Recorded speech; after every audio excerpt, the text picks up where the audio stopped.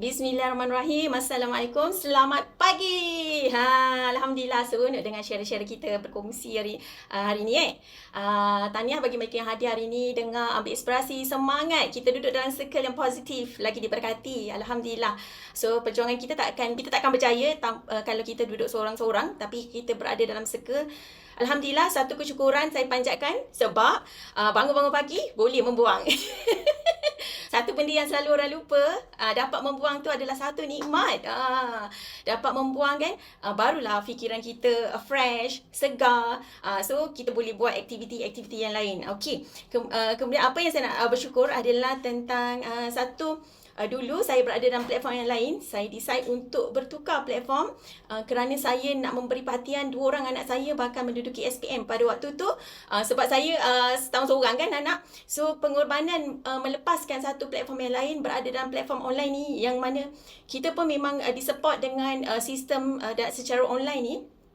Okey, terutama Isnin dengan Rabu ni, saya memang suka, saya memang pinjam semangat masing-masing dalam Teppanyaki ni. Alhamdulillah, satu pengorbanan yang berbaloi. Saya dapat hantar anak tuition, dapat hantar anak pergi balik sekolah, dapat attend jaga makan minum dia dengan makanan yang sihat, dapat fokus hantar anak tuition personal juga untuk subjek dia yang lemah, iaitu matematik. Alhamdulillah, result baru ni saya bersyukur sangat. Bukan usaha saya seorang, tapi usaha cikgu-cikgu dan semua doa-doa, dan anak saya sendiri berusaha dengan istiqamah dapat straight A dalam SPM. Alhamdulillah. So terharu sebab memang saya bila saya nak beralih tu, saya memang fokus pada anak-anak. So saya ada 3 orang anak yang saya tak nak terlepas masa dia bersekolah, sebab nanti dah berumah tangga, dah sibuk kan.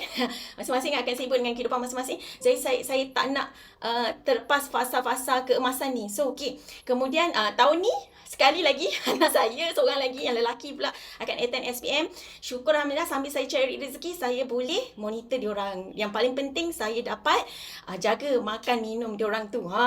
Dengan support produk-produk kita yang bagus, lagi luar biasa. Alhamdulillah. So okey, dekat situ juga saya orang kata suami tak bekerja, jadi saya adalah sumber pendapatan pertama keluarga.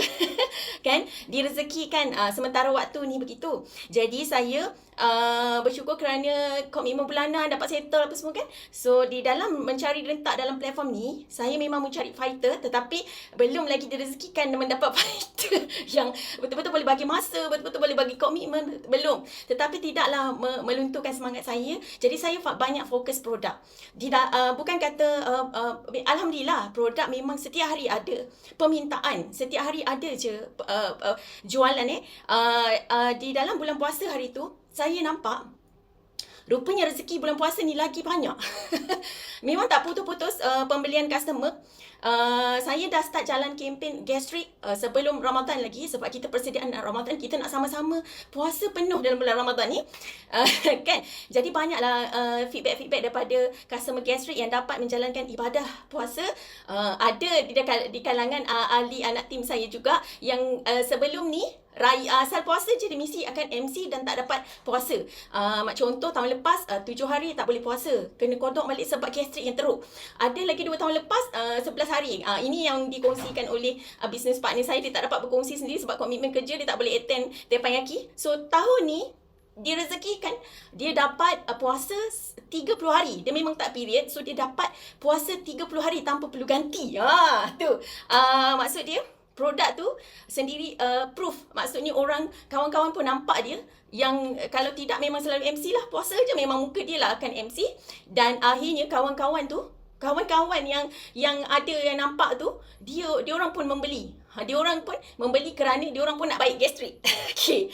Syukur alhamdulillah. So dekat situ juga saya nak ucapkan saya syukur daripada kan Ramadan tadi, saya relate balik tadi, Ramadan dengan jualan. Saya sebenarnya